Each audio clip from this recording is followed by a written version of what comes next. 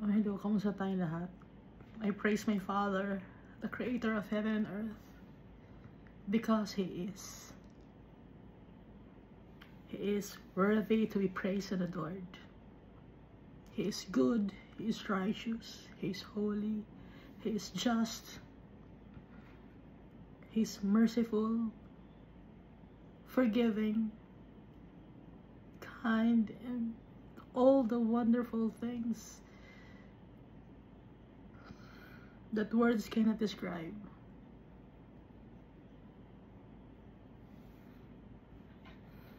We must worship Him, we must adore our Father.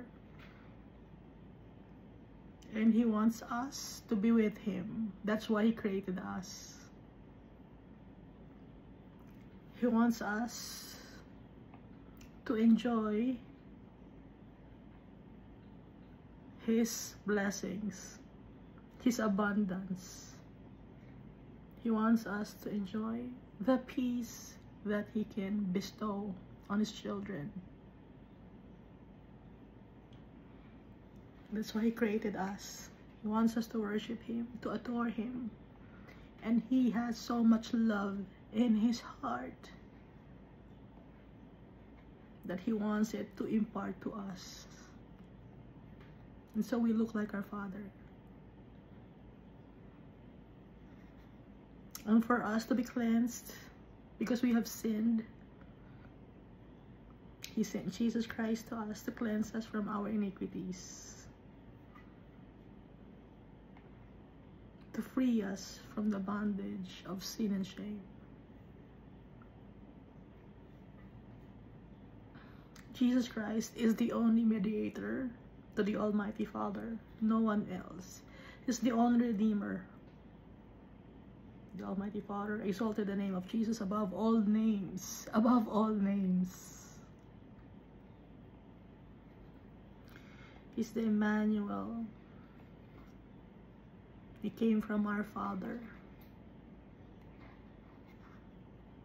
He was already a fertilized egg when the Holy Spirit sent Jesus to Mary's womb, the vessel, for Him to have a body.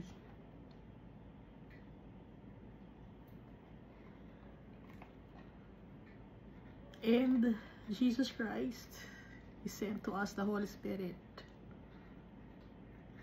after He ascended to heaven. The Holy Spirit is the one guiding us, reminding us of the goodness of our Father, of the commandments of Jesus Christ, of the teachings that He imparted to us when He was in this world. Jesus is victorious. And so, we will be victorious as well, because we have Jesus, our Savior, in our hearts. We believe in Him. And He will come again at the last days, and He will judge the people. And that's a time for us to rejoice, because that's the event when we will be receiving our rewards, our inheritance as children of the Almighty Father.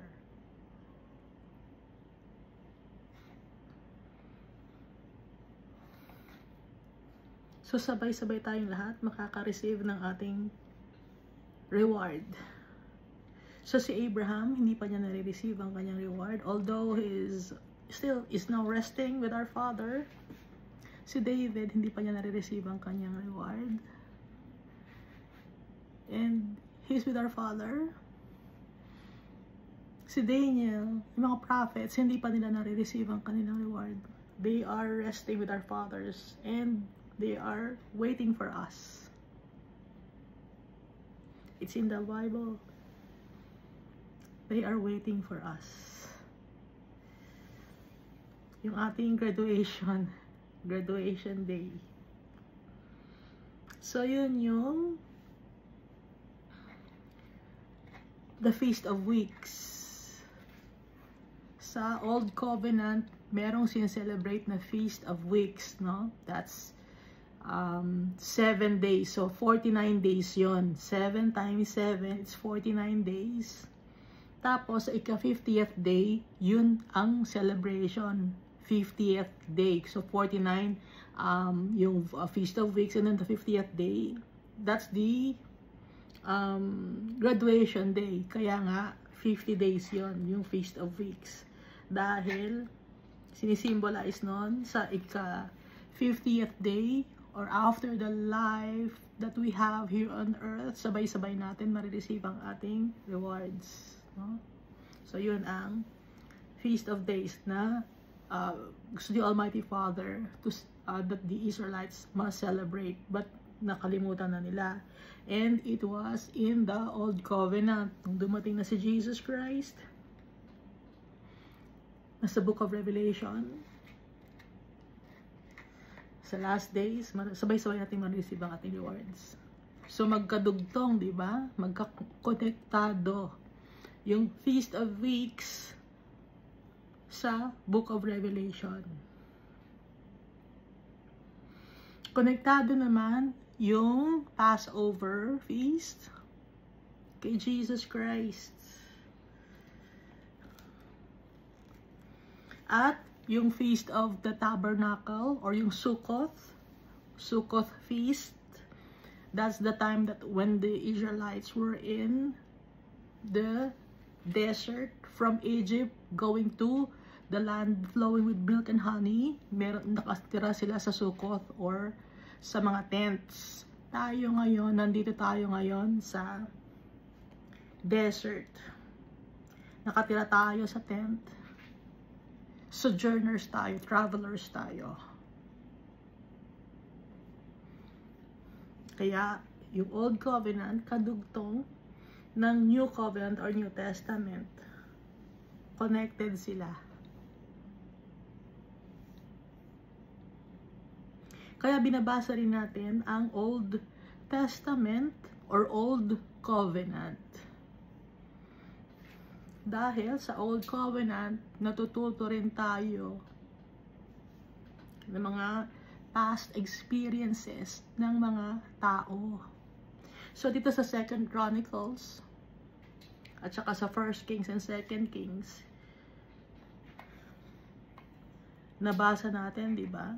Yung mga kings, iba-ibang kings, no? So, ngayon, sino yung mga kings? Tayo. Tayo yon, mga kings. Kasi tayo ang gumagawa ng sarili nating desisyon sa buhay. Tayo ang mga kings. Hindi man tayo king ng isang lugar, ng isang nation, hindi man tayo king ng isang bahay, kundi tayo ang nagde-decide para sa sarili natin. So, in a way, para tayong kings.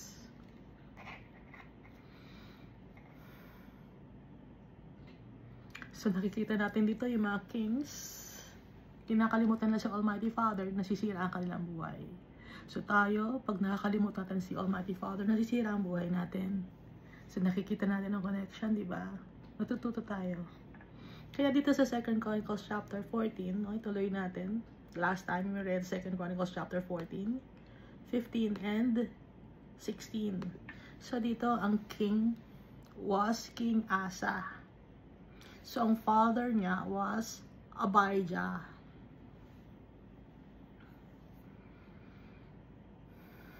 So si King Asa, he cleansed the kingdom of Judah. Tinanggal niya yung mga wooden images or carved images, pati na yung places of pagan worship, pati na yung mga altars of foreign gods.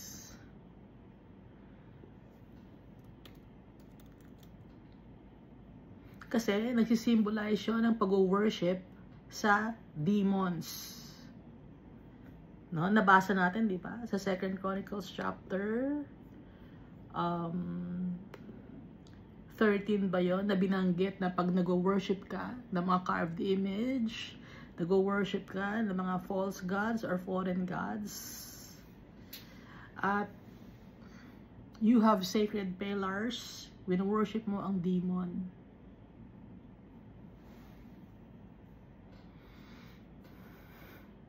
Second Chronicles chapter 13 ba yun binanggit?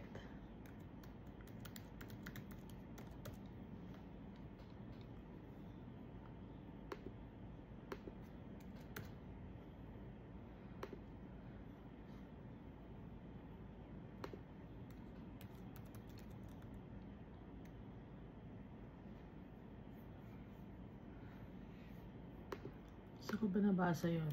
Dito lang yun sa Second Chronicles. Or baka nauna na ako. Kasi sa 13 ko tinicheck eh. Or sa 12. Tingnan ko nga sa 12.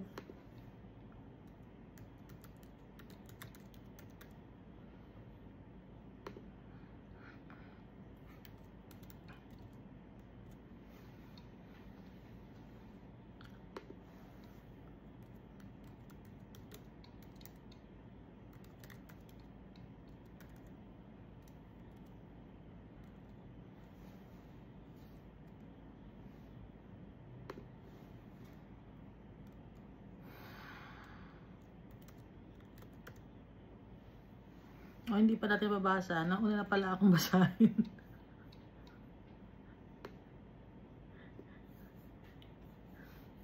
Nauna ko palang basahin. Hindi pa natin napabasa. Iska, hindi pa natin mabasa ha. Hindi pa natin na-record.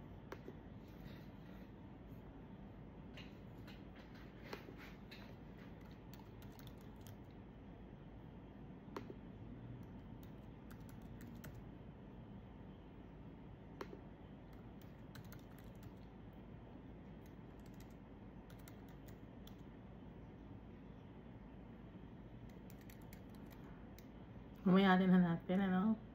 So, dito sa Second Chronicles chapter 14, wala yung mga tinanggal, no? Nilinis ni King Asa.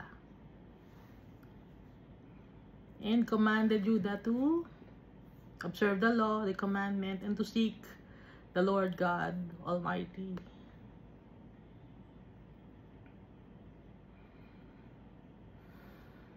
So, that's righteousness in the eyes of the Almighty Father. Mababaw lang ang kaligayahan ni Almighty Father. Ang gusto niya, sundin natin siya, mahalin natin siya. Yun lang. Mahalin natin, irespeto natin siya. Kilalanin natin siya bilang tatay natin. And seek Him. Hanapin natin ang tatay natin. Yun lang ang gusto ni Almighty Father.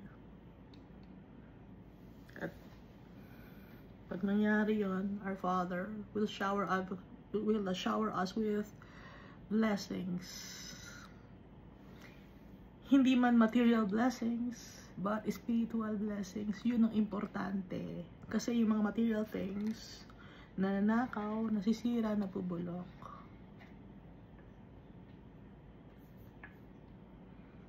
Tsaka dito rin sa Second Chronicles chapter 14,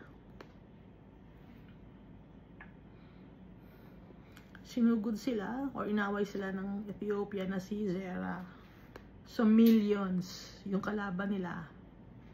But since the Almighty Father was with King Asa, they prevailed. The kingdom of Judah prevailed. So tayo, pagkasama natin si Almighty Father, kahit na dehado tayo, pagkasama natin si Almighty Father, we will prevail. We will be victorious.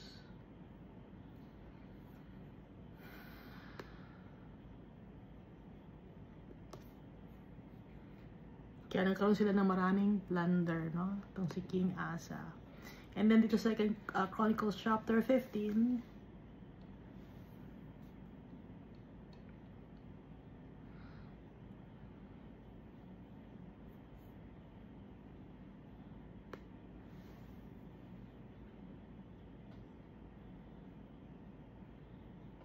pag hinanap natin si Almighty Father, He will be found by you. At pag iniwan natin si Almighty Father, kinalimutan natin siya, kakalimutan din niya tayo.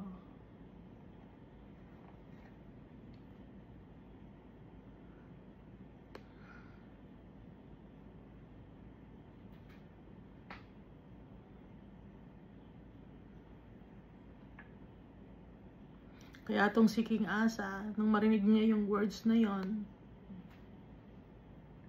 na paparusahan sila pag disobedient sila,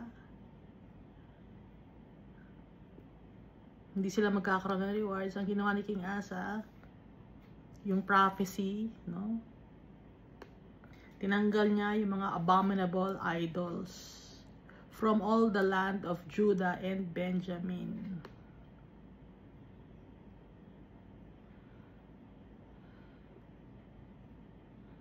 At kung sino ang hindi hahanapin si Almighty Father, ipapapatay. Small or great, whether man or woman. Bakit? Kasi nakakahawa ang kasalanan. Pag ang isang tao disobedient siya, lalakas ngayon ang loob ng ibang tao. Ay, ba't siya disobedient? Magiging disobedient na rin ako. Masisira ang society. Kaya, nakalagay ito sa verse 30 ng 2 Chronicles chapter 15, whoever who would not seek the Lord God of Israel was to be put to death, whether small or great, whether man or woman. Kaya they took an oath before the Lord. At tinanggal ni King Asa yung kanyang grandmother, si Maaka. Kasi si Maaka, meron siyang false gods. Meron siyang obscene image ni Asherah, Ishtar, Astarte, Isis, Semiramis. Iisa lang yan. So itong si Asherah, ito ay isang tao na asawa ni Nimrod. Si Nimrod, mataas ang katungkulan niya nung time niya. Pero he died. Tapos naiwan niya yung asawa niya na si Semiramis, Isis, Asherah, Aster, Astarte. So ngayon yung mga tao, nung namatay si Semiramis, Asherah, Astarte, si Semiramis, Asherah, Astarte, Ishtar, nagpa-practice siya ng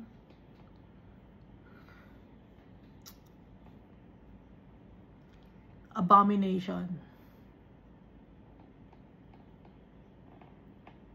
Nag-worship siya ng devil. Ngayon, since si Isis or Asherah, Astarte, nagpa-practice siya ng abomination, ngayon, demon possessed siya. So, nakita ng mga tao yon na parang meron siyang power. Kaya, sinamba, nung namatay si Asherah, Astarte, Ishtar, sinamba nila yon si Asherah. Dahil ito ay dating tao.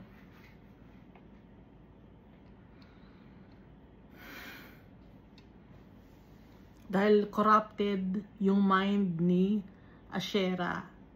She was demon possessed.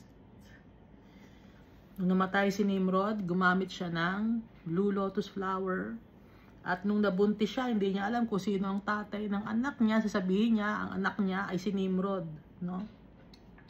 Imagine asawa niya, tapos nung namatay yung asawa niya, na-depress siya, gumamit, naiintindihan niyo ba ako? Na-depress siya, gumamit siya ng blue lotus flower. Hindi niya alam kung sino yung mga katabi niya. Iba-iba. And then nabuntis siya. Dahil influenced by the blue lotus flower, nakakaiba ng isip yon, parang recreational drugs yon. Pero mas potent yon, no? At yung blue lotus flower,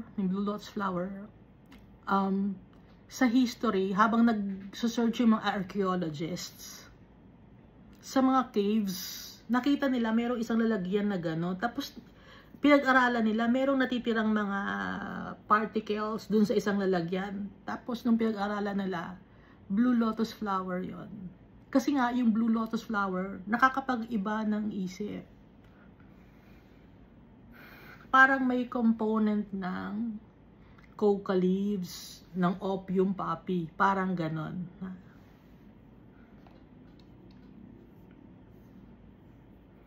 At yun din ang dahilan kung bakit nagkaroon ng kasalanan si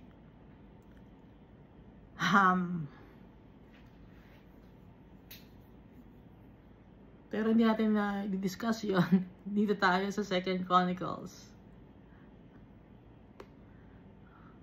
No? Kaya simula noon, sinamba na nila si Asherah. Hindi nawala yon sa kanilang culture.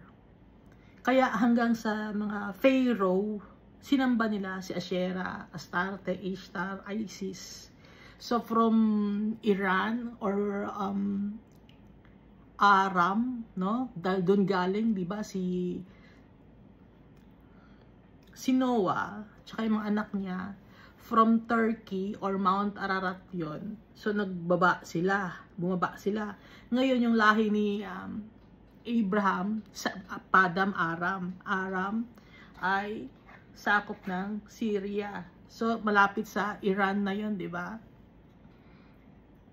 So bago yon, bago dumating si Abraham, yung Tower of Babel, nagkahiwa-hiwalay sila. Ngayon, yung mga nasa Tower of Babel, nagkahiwa-hiwalay, napunta ngayon sa iba-ibang lugar. Iran, Syria, Canaan, Egypt, kumalat. Kasi nga, nag-iba-iba ng language nila. Pero dala-dala nila yung pag-worship kay Asherah. Kaya nga iba-iba ang name ni Asherah. Asherah, Astarte, Ishtar, Isis, Semiramis. Pero iisa lang siya. So, ang oldest religion ay Zoroaster. Zoroaster. Aster, Ishtar, Easter, Astarte, Asherah, Ashtoreth. Naintindihan na natin, Iska? Ikaw lang nanonood dito, ha? Tulog na naman ikaw, Iska, abang pinapalo mo yung sarili mo. Ngayon, ang ginawa ni King Asa, tinanggal niya sa posisyon yung kanyang grandmother. Kasi wickedness ang ginawa ng kanyang grandmother. Yung kanyang grandmother may lahi na Geshur. Dahil anak ni, apo ni Absalom. Si Absalom ay isang apo ng king ng Geshur. No? No, nakikita, ako lang nakakakita ba? Hindi niyo nakikita yung connection ng king of Geshur kay Maaka.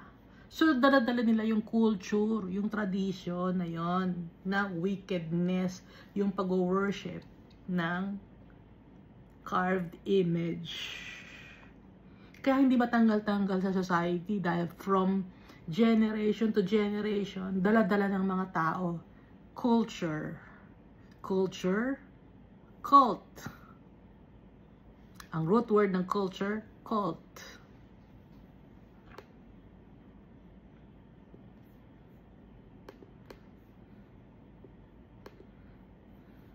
Kaya tong si King Asa, sinira niya yung mga ganong images. Inayos niya yung kingdom of Judah para hindi magalit si Almighty Father. But here on 2 Chronicles chapter 16, gaya natin, nagkakasala si King Asa. Or nagkasala si King Asa, nawawalan siya ng faith kay Almighty Father. Pantay-pantay tayo.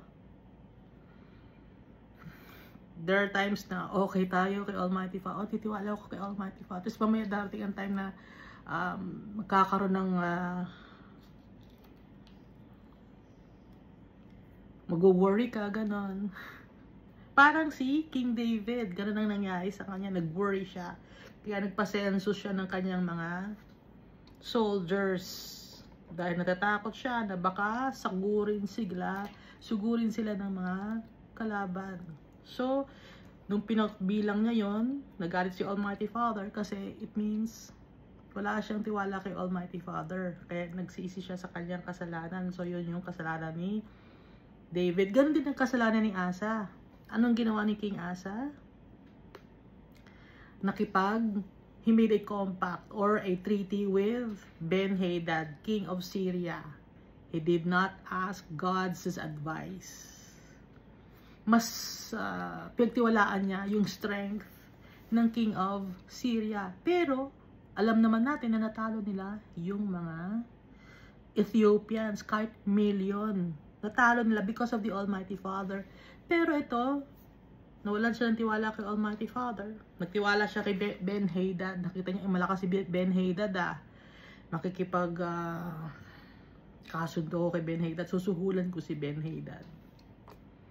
Hindi nagagalit si Almighty Father dahil kinuha ni King Asa yung mga gold and silver sa temple of God. Hindi nagagalit si Almighty Father doon. Dahil baliwala naman sa kanya yung gold and silver. Kay Almighty Father. It's basura. Kay Almighty Father ang mga bagay na yon.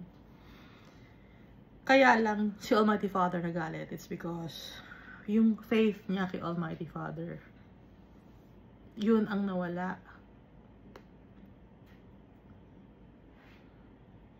Dahil natakot si King Asa kay King of Israel na si Baasha.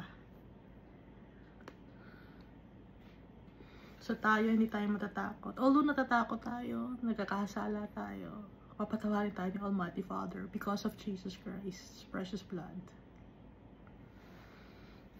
Nagpasalamat tayo kay Jesus Christ. He is the mediator, our Redeemer. The perfect sacrifice.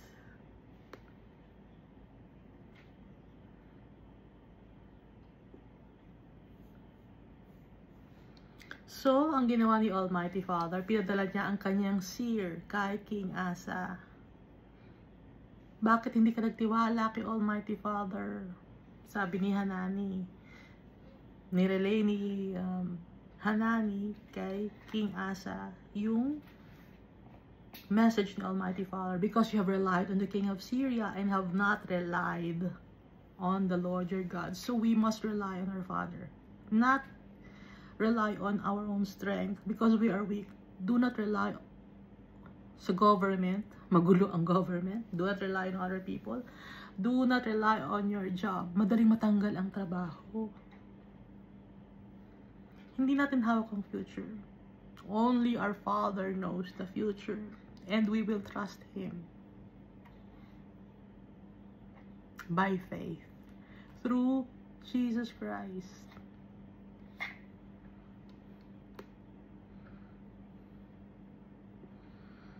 Kaya dito pinaalala ni Almighty Father kay King Asa, di ba nung time ng Ethiopians at saka yung Lubim, marami sila, millions sila. Tapos ngayon hindi ka magtitiwala kay Almighty Father. Samantalang mas marami yung natalo ni Almighty Father na mga Ethiopians. Ito ang kalaban mo lang ay si King of Israel. Konti lang sila tapos hindi ka pa nagtiwala. Kumuha ka pa ng isang kaalyado na si na si Ben-Hadad at sinuhulan mo pa. Bali wala naman yung suhol kundi yung faith. Yun ang importante kay Almighty Father. So ano ngayon ang nangyari kay King Asa? Kasala siya kay Almighty Father. So, si King Asa, ano nangyari sa kanya?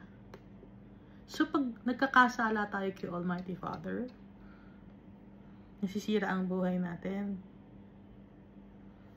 Kaya dito sa verse 10 ng 2 Chronicles chapter 16, Asa was angry with the seer and put him in prison. Pinakulong pa niya si Hanani. At ang ginawa ni King Asa, he oppressed some of the people at that time. Inapi niya. So, galit si Almighty Father kay King Asa. Dinagdagan niya yung kanyang kasalanan. Instead of asking God's forgiveness, being good to people, dinagdagan niya pa. So, ano nangyari kay King Asa? In the 39th year of his reign, Asa became diseased in his feet, diabetic feet. Nabulok ang kanyang paa. And his malady was severe, malala. Yung sakit. Kasi, yung diabetic feet, hindi naman nagagaling yun eh. Kahit putulin yung paa, sa ngayon, pinaputol yung paa for yung mga diabetic feet, no? Pero madali na yung buhay ng mga tao na yon na pinutulan ng paa. So, noong time na to, hindi pa uso ang pag-amputate. So, bulok ng bulok yung paa because of diabetes. At kahit na meron siyang diabetes, hindi siya nagpakumbaba kay Almighty Father. He sought the physicians and not the Almighty Father. Kasalanan yun na hindi natin hanapin ang tatay natin. Mas pinandiniwalaan pa niya ang mga physicians. Ulitin ko, nabanggit na natin na yung mga physicians, yung mga gamot, pampaano lang yan. Parang band-aid. Yung mga gamot, parang band-aid lang, pero nandun pa rin yung sugat.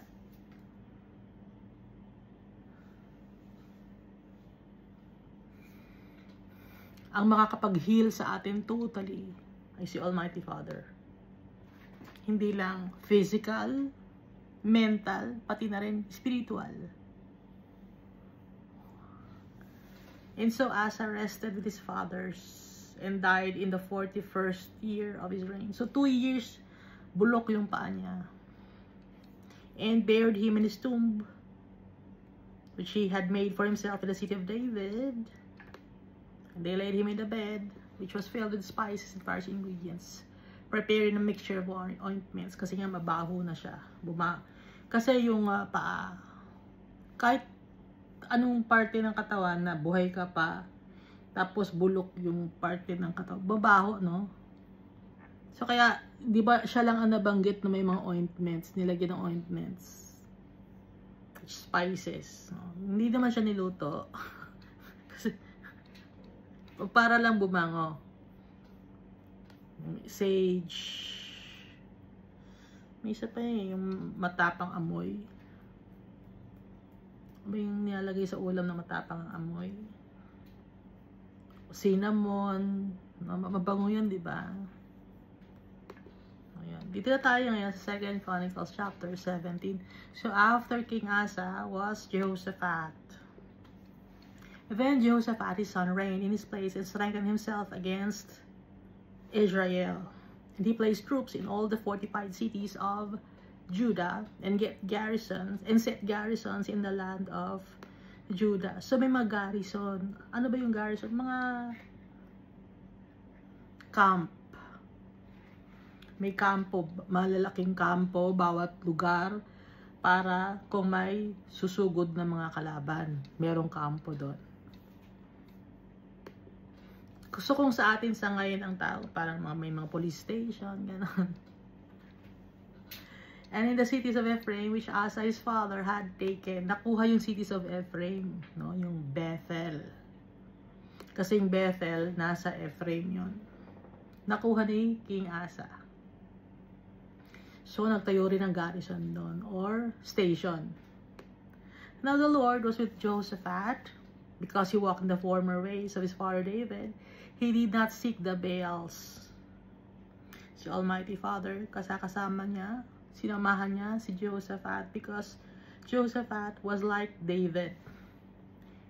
He did not worship false gods or wooden images, but sought the God of his father and walked in his commandments and not according to the acts of Israel. Jehoshaphat was obedient to the Almighty Father. He was faithful. He practiced righteousness and just. Verse 5. Therefore the Lord established the kingdom in his hand, and all Judah gave presents to Jehoshaphat, and he had riches and honor in abundance. Nirespeto siya ng kanyang mga constituents, si Jehoshaphat. Dahil kay Almighty Father, lahat ng magagandang bagay ay bigay ni Almighty Father. Kaya meron siyang riches and honor in abundance. And his heart took delight in the ways of the Lord. Moreover, he removed high places and wooden images from Judah. Meron din mga wooden images doon, tinanggal lahat. Kung may nakita sila mga wooden images, sinisira nila. Mga carved images, sinisira nila. mga obelisk, sinisira nila. Yung mga poles for worship, sinisira nila. Also, the 3rd year of his reign, he sent his leaders, Ben-Hail, Obadiah, Zechariah, Nethanel, and Micaiah, to teach in the cities of Judah. So, meron din siyang mga leaders para turuan yung mga tao sa Judah, different cities in Judah. Verse 8. And with them, he sent Levites, Shemaiah, Nethaniah, Zebadiah, Asahel, Shemiramoth, Jehonathan, Adonijah, Tobijah, and Tobadonijah, the Levites, and with them Elishama and Jehoram the priests. Para yung mga tao matuto. So, padala siya ng mga teachers, Levites, and priests para malaman ng mga tao yung commandments, yung statutes na binigay ni Almighty Father. So, they taught in Judah, and they had the book of law of the Lord with them. Nandun yung book of law. Nakalagay sa book of law yung mga commandments, yung utos ni Almighty Father. Na ibinigay niya kay Moses, at si Moses naman, binigay niya kay Joshua, at si Joshua naman, itinuro sa mga tao. They went throughout all the cities of Judah and taught the people. And the fear of the Lord fell on all the kingdoms of the lands that were around Judah. So nagkaroon ng takot ang mga tao kay Almighty Father, so that they did not make war against Jehoshaphat. Nirespeto nila yung leadership ni Jehoshaphat because they feared the Lord God. Dahil si Jehoshaphat, he was walking in the ways of the Almighty Father. Verse 11, also some of the Philistines brought Jehoshaphat presents and silver as tribute. Nagbibigay ng tribute or tax or part ng kanilang income ang mga Philistines. And the Arabians brought him flocks, 7,700 rams and 7,700 male goats. So, pag sinasabing Arabians, mga Arabs. Yung mga Philistines, asa na mga Philistines? Nasa lower part, lower left part. Yung mga Arabs, nasa lower right part. Mga Edomites. Mga lahi ni Esau. So, there was peace in the land, no? Verse 12, so Jehoshaphat became increasingly powerful, and he built fortresses and storage cities in Judah. He had much property in the cities of Judah, and the men of war, mighty men of valor, were in Jerusalem. So ito, mga to, hindi ito nabanggit no, sa 2 Kings about kay Jehoshaphat, pero nandito sa 2 Chronicles, chapter 17.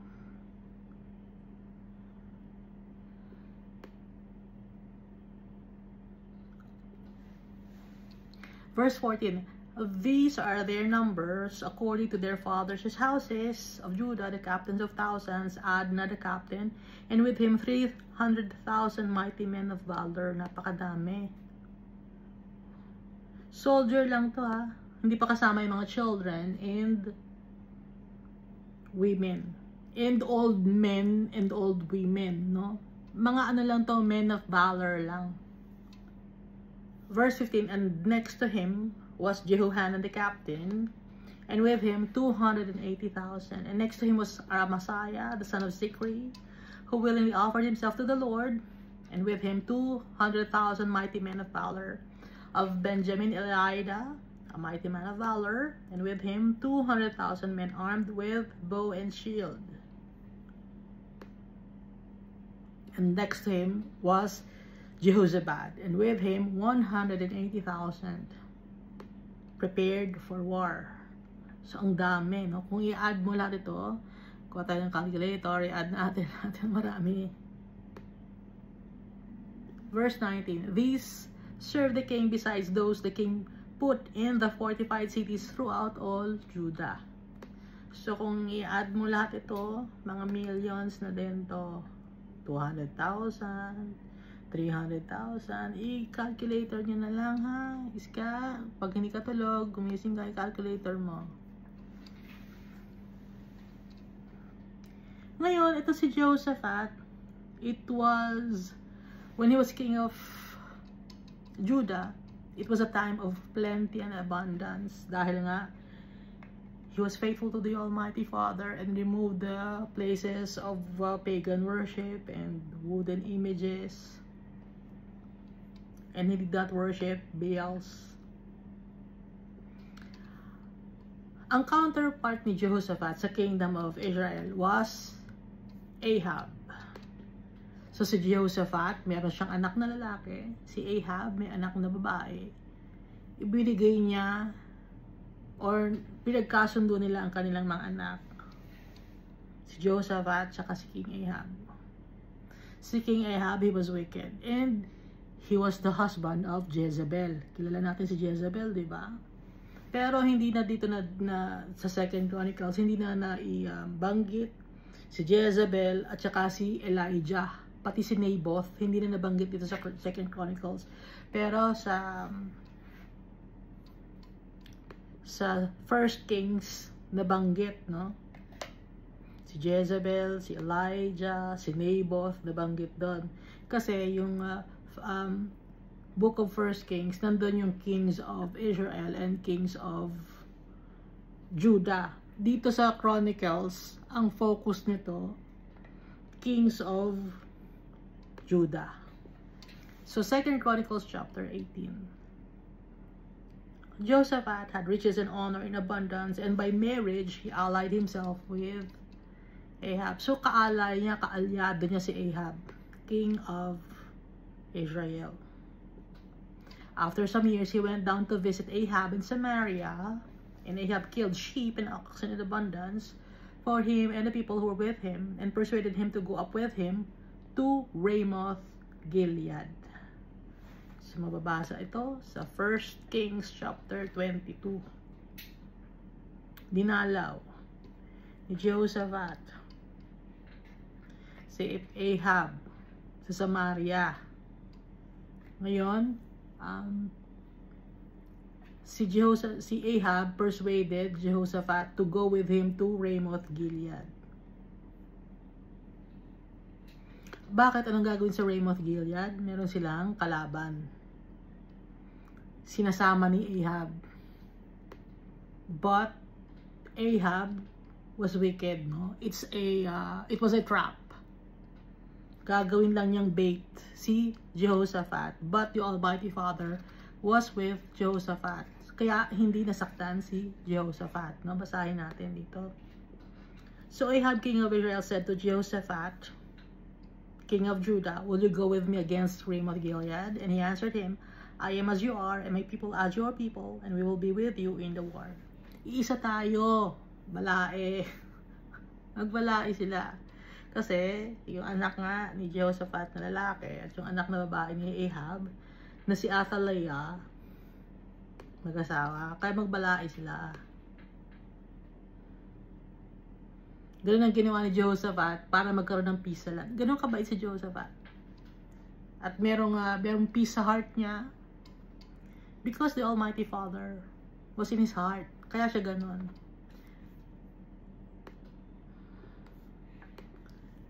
Verse 4, also Jehoshaphat said to the king of Israel, please inquire for the word of the Lord today. Hindi gumagawa ng decision si Jehoshaphat nang hindi niya tinatanong si Almighty Father. So, ang sabi ni Jehoshaphat, itanong natin kay Almighty Father kung ano ang masasabi niya. Ngayon, alam natin na si Ahab, he worshipped Baals and false gods.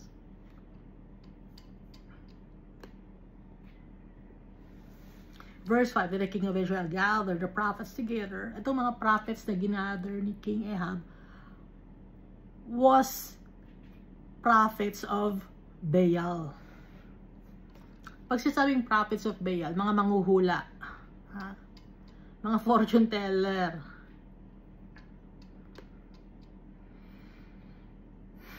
Pero pag kay Almighty Father, hindi fortune teller yon. It's a message from the Almighty Father. Kaya lang to sinasabing prophets dito sa Bible, pag si Ahab, kasi nga, hindi malaman kung anong isasabi nila dito.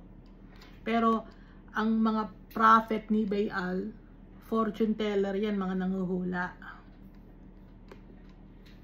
So, ang unang tinanong ni tinanong ni Ahab, were his prophets. Then the king of Israel gathered the prophets together, 400 men, and said to them, shall we go to war against Ramoth Gilead, or shall I refrain? Pupunta ba kami sa Ramoth Gilead o hindi? So they said, go up, for God will deliver it into the king's hand. Sabi ng mga Baal prophets. But Jehoshaphat said, is there not still a prophet of the Lord here that we may inquire of him? Ang gusto ko, prophet ni Almighty Father, hindi prophet ng mga ng Diyos nyo. Yun ang gusto ni Jehoshaphat. Prophet ni Almighty Father, prophet of the true God, the righteous God, the Holy Father. Yun ang gusto ni Jehoshaphat, na hingan ng advice. Verse 7, so the king of Israel said to Jehoshaphat, there is only one man by whom we may inquire of the Lord, because I hate him, but I hate him. Merong isang man of God, pero galit ako sa kanya, naiinis ako sa kanya. Sabi ni Ahab, because he never prophesies good concerning me, but always evil. Kasi lahat ng mga sinasabi niya pangit. Paano hindi sasabihin pangit ang kay Ahab? Pangit ang ugali ni Ahab. Hindi siya sinusunod si Almighty Father. Kaya yung mga prophecy o yung mga binibigay na words ni Almighty Father kay Micaiah to Ahab, puro warning, puro magsisi ka, ayusin mo ang sarili mo, magtiwala ka sa... Hindi sinusunod ni Ahab. Ang gusto niya kasi, puro siya yung bida, puro sikat. Gusto niya siya yon. Natama ang kanyang mga desisyong ginagawa sa buhay. Yun ang gusto ni Ahab. Kaya ang kinukonsulta niya ng mga prophet ay prophet ng Baal or false gods. He is Micaiah the son of Imla. Ito yung prophet ni Almighty Father. And Jehoshaphat said, let not the king say such things. Huwag kang magsalita ng ganyan. Na yung prophet ni Almighty Father, puro pangit lang ang sinasabi sa'yo. Huwag kang magsalita ng ganyan. Sabi ni Jehoshaphat. So Jehoshaphat rebuked King Ahab. Pero walang magawa si King Ahab dahil king din si Jehoshaphat. Verse 8, then the king of Israel called one of his officers and said, bring Micaiah the son of Imla quickly. Dalhin mo rito. Si Micaiah, the son of Imla, bilisan mo. The king of Israel and Jehoshaphat, king of Judah, clothed in their robes, sat each on his throne. So since both of them were kings, magkatabi sila, nakatrono sila, nakarobe sila.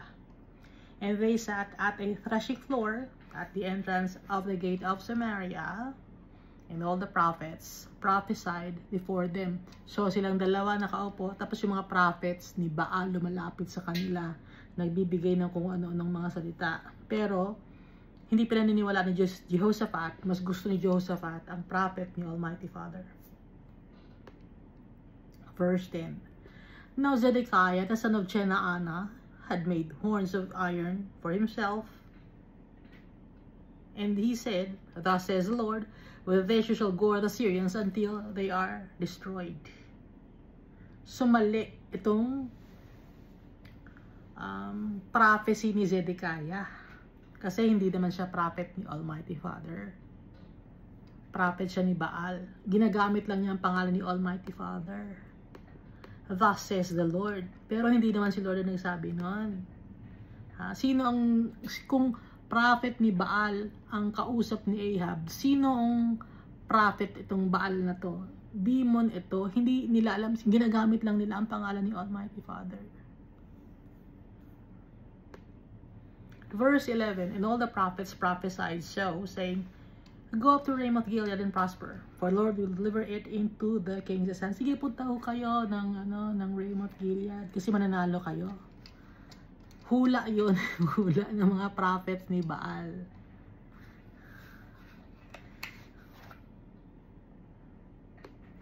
Prophet ni Baal to, mga false prophets to, mga manghuhula ni Baal.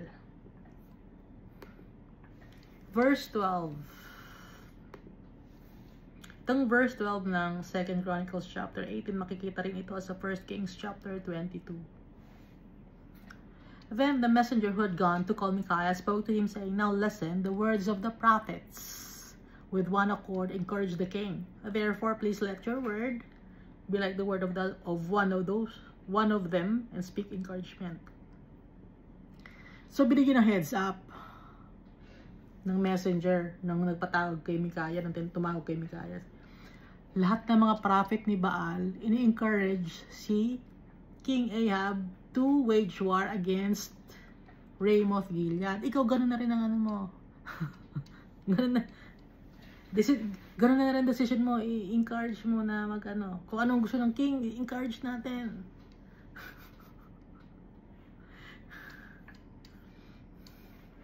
Ang gusto ng king, sugurin yung Ramoth Gilead. Ikaw rin ganun na rin, ha?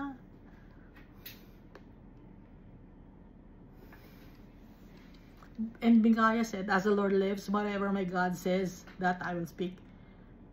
Because the Lord lives, kung ano ang sasabihin ni Almighty Father, yun lang ang sasabihin ko. Kung anong sinasabi ni Almighty Father. Kung hindi sinasabi ni Almighty Father, yun, hindi ko sasabihin yun. Ba't ako magsisinungaling? Ayoko. Verse 14, Then he came to the king, and the king said to him, Micaiah, shall we go to war against Ramoth Gilead, or shall I refrain? And he said, Go and prosper, and they shall be delivered into your hand. Sige, punta ka. Ibibigay sa'yo sa kamay mo. Sabi ni Micaiah. Verse 15, So the king said to him, How many times shall I make you swear that you tell me nothing but the truth in the name of the Lord? Ilang beses ko bang sasabihin sa'yo, sabihin mo sa akin yung totoo, sa pangalan ng Diyos. Sabihin mo sa akin yung totoo.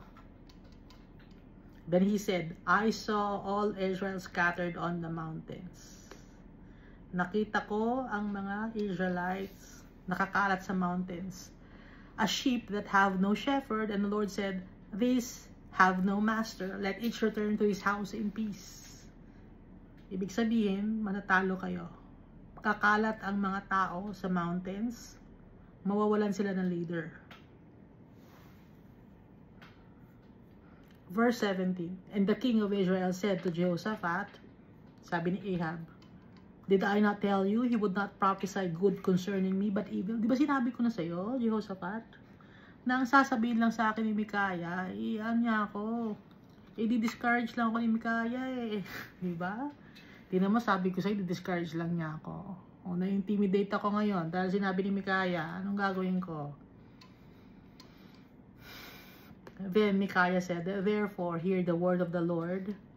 I saw the Lord sitting on his throne, and all the host of heaven standing on his right hand and his left. So, si Almighty Father, kasama ni Jesus Christ. At meron pa rin host of heaven, standing on his right hand and on his left.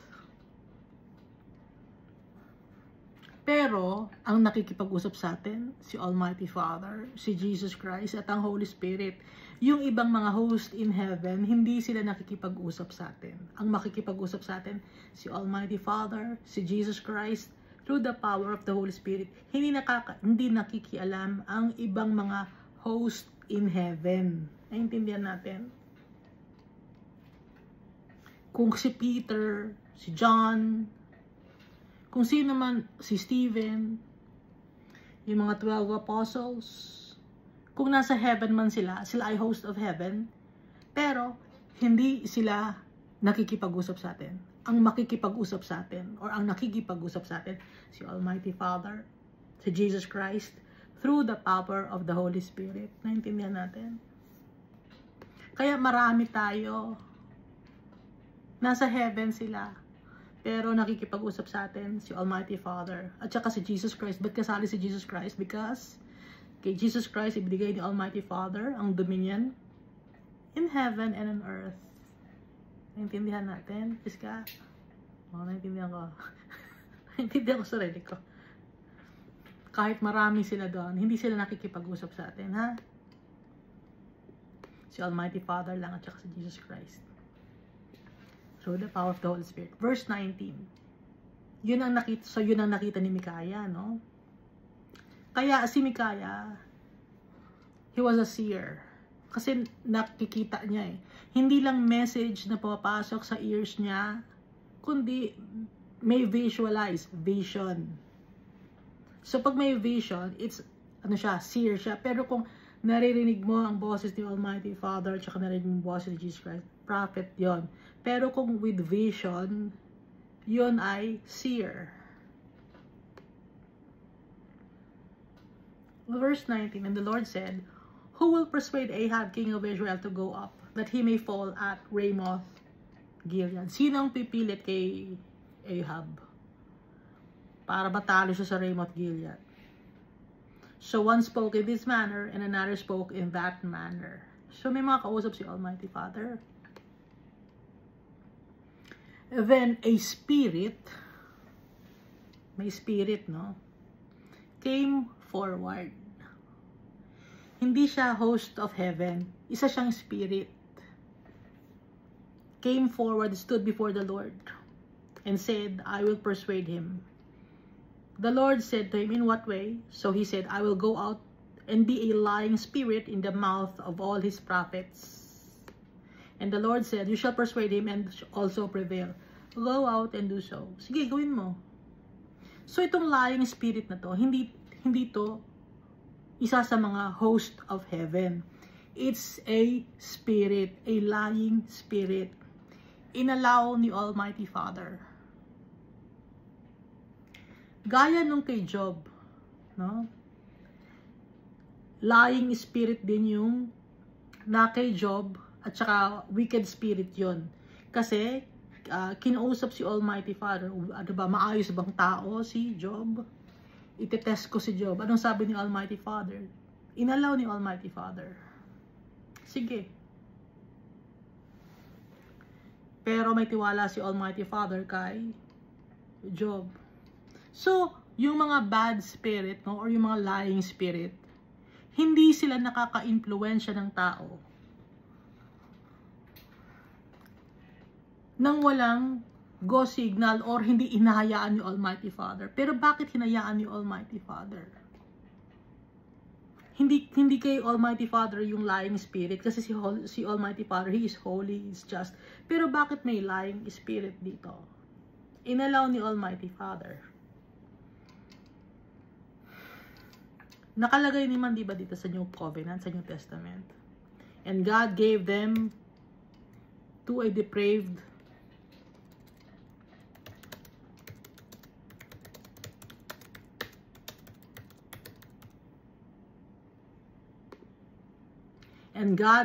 over to a depraved mind.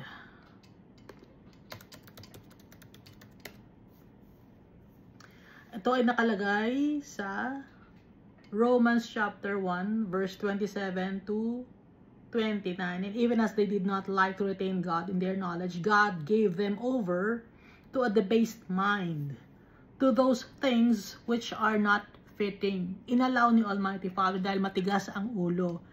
Gaya ni Ahab. Inallow ni Almighty Father kasi matigas ang ulo ni Ahab.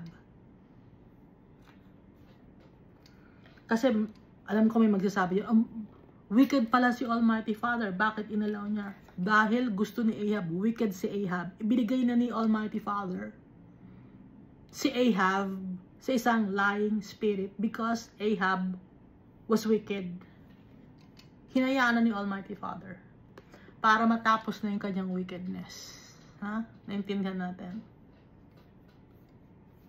So, yung mga tao ngayon na wicked, although yumayaman sila, nagiging sikat sila, nagiging powerful sila, ibinibigay sila ni Almighty Father sa debased mind. Hinahayaan na sila ni Almighty Father.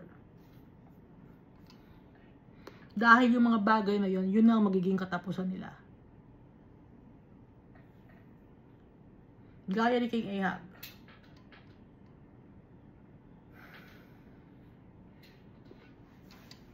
Therefore, look, the Lord has put a lying spirit in the mouth of these prophets of yours.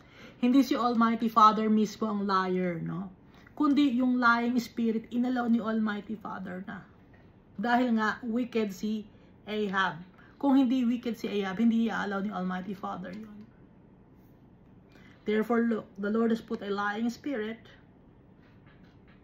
in the mouth of these prophets of yours, or prophets of yours, and the Lord has declared disaster against you. Then Zedekiah the son of Chenaanah went near and struck Micaiah on the cheek and said, which way did the spirit from the Lord go from me to speak to you? Sinampal ni Zedekiah, no, wicked si Zedekiah. He was a prophet of Baal. A lying spirit was in Zedekiah. So sabi ni Zedekiah, which way did the spirit from the Lord go from me to speak to you? And Micaiah said, indeed you shall see on that day when you go into an inner chamber to hide. Tingnan mo mangyayari. Magtatago ka ngayon. Makikita mo ang araw, magtatago ka. Verse 25. Then the king of Israel said, take Micaiah and return him to Ammon, the governor of the city, and to Joash, the king's son. Ibigay nyo, hand Micaiah over to the governor of the city and to Joash. And say, thus says the king, put this fellow in prison and feed him with bread of affliction and water of affliction until I return in peace. Pakainin nyo siya ng bread of affliction. Ibig sabihin, parusahan nyo siya. I-torture nyo siya. Sabi ni Ahab, wicked pa rin. But Micaiah said, if you ever return in peace, the Lord has not spoken by me. Kung makakarating ka ng peaceful, hindi nakikipag-usap sa akin si Almighty Father. And he said, take heed all you people. Pag hindi nakabalik si Ahab, ibig sabihin nakipag-usap sa akin si Almighty Father. Pag nakabalik si Ahab, hindi sa akin nakipag-usap si Almighty Father. Pero pag hindi siya nakabalik, kausap ko si Almighty Father. Yon ang sign. Nakausap ko si Almighty Father pag hindi bumalik si Ahab. Verse 20, so the king of Israel and Jehoshaphat, king of Judah, went up to Ramoth Gilead. And the king of Israel said to Jehoshaphat, I will disguise myself and go into the battle. But you put on your robes. Ginawa niyang bait si Jehoshaphat. Mag-robe ka, ako magdi-disguise ako. Kasi nga, gusto niya nahabulin ng mga kaaway si Jehoshaphat. Although balai niya, itong balai ko na lang patayin nila para akong maging king, may hidden agenda si Ahab dahil nga yung anak niya na si Athaliah ay asawa ng anak ni Jehoshaphat. So may hidden agenda si Ahab at hindi inalaw ni Almighty Father yan. Gusto ni Ahab mamatay si Jehoshaphat, kaya gusto niya maging bait. Hinayaan niya kunyari. At wala namang alam si Jehoshaphat sa motive ni Ahab because Jehoshaphat had a pure heart. So nung ginawa, I will disguise myself and go into battle, but put on your robes. So the king of Israel disguised himself and they went into battle. Now the king of Syria had commanded the captains of the chariots who were with him, saying, fight with no one small or great, but only the king of Israel. So sabi ng kalaban, ng king of Syria, ang focus lang natin, si Ahab. Yun ang i-focus natin. Hindi natin kakalabanin yung mga small na tao or great na tao. Basta hanapin natin yung King of Israel. Siya ang focus natin. I-conserve ninyo ang energy ninyo, yung mga bows and arrows ninyo, dahil ang focus natin, si Ahab. Verse 31, so it was when the captains of the chariots saw Jehoshaphat, that they said, it is the king of Israel. Ayun si Jehoshaphat, king of Israel yun, kasi naka-robe siya. iba ang kanyang damit kumpara sa iba. Siya ang ating siya ang ating puntirya. Yun ang ating goal. Therefore, they surrounded him to attack. Gusto nilang atakihin si Jehoshaphat. Gusto nilang patayin. Dahil nga naka-robe, king. But Jehoshaphat cried out, and the Lord helped him. Umiyak si Jehoshaphat. Almighty Father, papatayin nila ako. And the Almighty Father helped Jehoshaphat. And God diverted them from him. Nawala yung focus ng mga tao, ng mga soldiers kay Jehoshaphat. Because the Lord diverted them from him. So tayo, ingatan tayo ni Almighty Father. Verse 32, pag tumawag tayo sa Kanya, magtiwala tayo sa Kanya, ingatan niyo tayo. Verse 32, for so it was with the captains of the chariots, so that it was not the king of Israel, that they turned back from pursuing him. Hindi yan si King of Ahab. Ibang tsura ni King Ahab. Hindi yan. Iba yan. Nakita ng mga captains of chariots. Verse 33. Now, a certain man drew a bow at random. At random, ha? Wala siyang gustong patamaan. Kundi, sino lang matamaan? No? Random. Sino lang matamaan itong araw na to? Kasi pag gusto mong makatama ng tao, hindi ba naman itututok yung hindi ba naman itututok itong taong tong punti. Hindi naman ganoon. Kundi ang pagtira nila ng araw pataas. Kasi merong yung projection, projectile, physics 'yon. So at random, basta tira lang sila, basta lang siya, tira lang siya ng tira ng arrow, bow and arrow, pataas. Ngayon, pag pataas yun, syempre, may pababa rin yun. Pag tira ng arrow pataas, bababa yun. At random, wala siyang gustong patamaan na iba, matamaan na ang matamaan, kahit kakampi niya matamaan, basta siya ay nagdraw ng bow ng arrow sa taas, no? Ang nangyari talo, and struck the king of Israel. Nagkataon ba to? Na tinamaan ng king of Israel? Hindi nagkataon to. Si Almighty Father ang may gawa nito. Ha?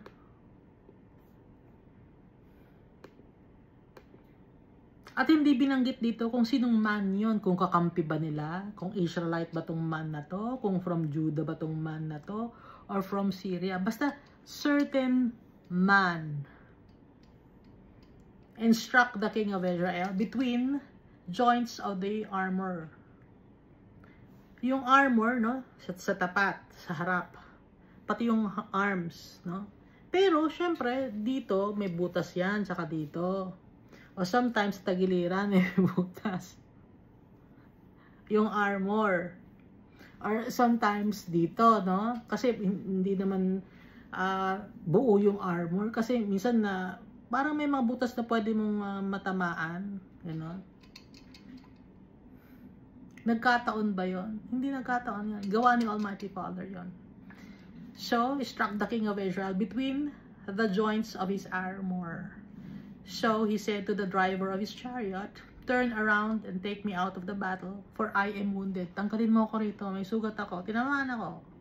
Sabi niya sa chariot, kasi sa chariot dalawa lang sila. May sugat ako, tinamaan ako. Man down, o tinamaan ako. Verse 34, and the last verse of 2 Chronicles chapter 18. The battle increased that day. And the king of Israel propped himself up in his chariot facing the Syrians until evening. Nakaupo lang siya ron. Nakaharap sa mga Syrians, tumutulo yung kanyang dugo. Malakas yung turo ng dugo niya. Major artery ang tinamaan. Dito meron tayong major artery, no, sa mga kilikili or sa mga singit-singit, may mga major artery tayo. Yun ang tinamaan. Inalaw ni Almighty Father yan. Ganun ang ginawa niya. Si Almighty Father, powerful siya. So, miracle yung nangyari kay Jehoshaphat, no? And the battle increased rapidly, and the king of Israel propped himself up in his chariot, facing the Syrians in the evening. And about the time of sunset, he died. Namatay si Ahab. So dito sa 2 Chronicles, hindi na nabanggit dito si Naboth na nasa 1 Kings, yung inagaw ni Ahab yung lupa ni Naboth sa Jezreel. Hindi na rin nabanggit dito si Jezebel at saka si Elijah. No? Hindi na nabanggit. Hindi na rin nabanggit si after Jeroboam was his son Nadab. Hindi na nabanggit si Nadab na king of Israel. Hindi na rin nabanggit si Ela, si Zimri, si Omri. Hindi na sila nabanggit dito sa 2 Chronicles, although they were mentioned in 1 Kings. Dahil si Omri was the father of Ahab.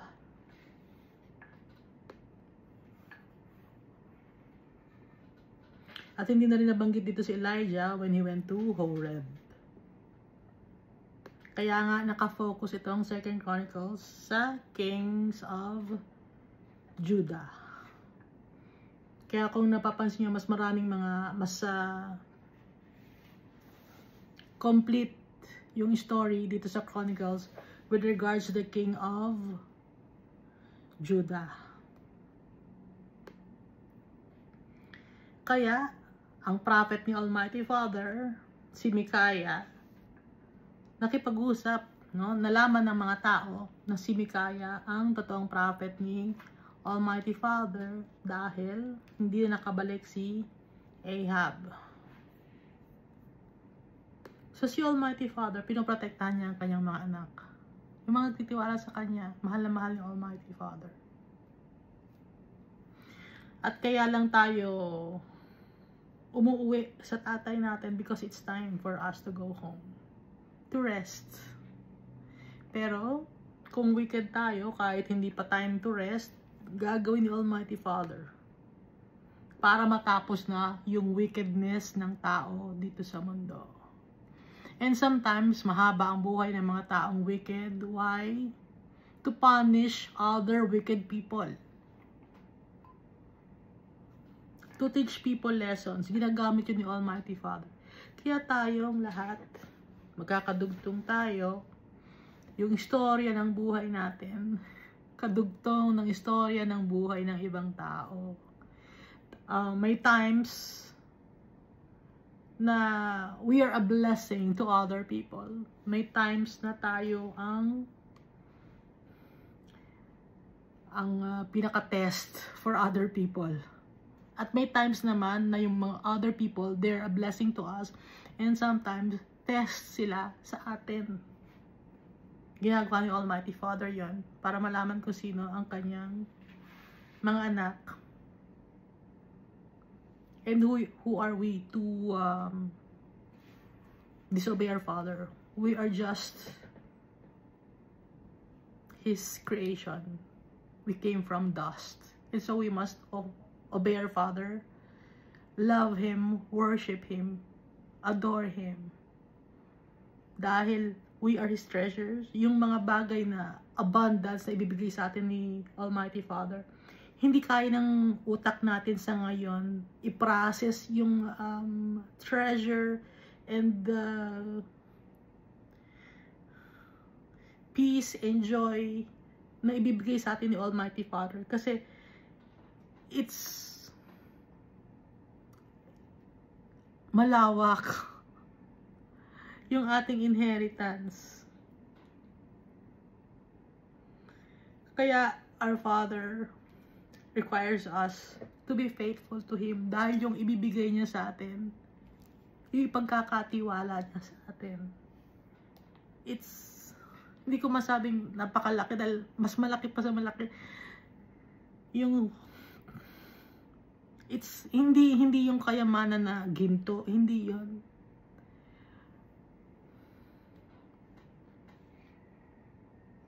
Hindi kayang bigkasin ng bibig pero napakaganda.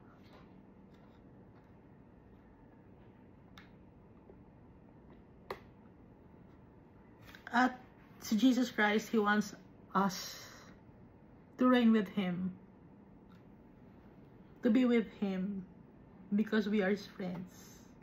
Sinashare ni Jesus Christ sa atin yan. That's why He gave His life for us.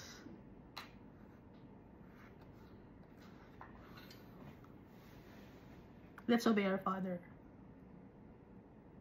Trust Him. Sometimes pinanghihinaan tayo ng faith. But our Father,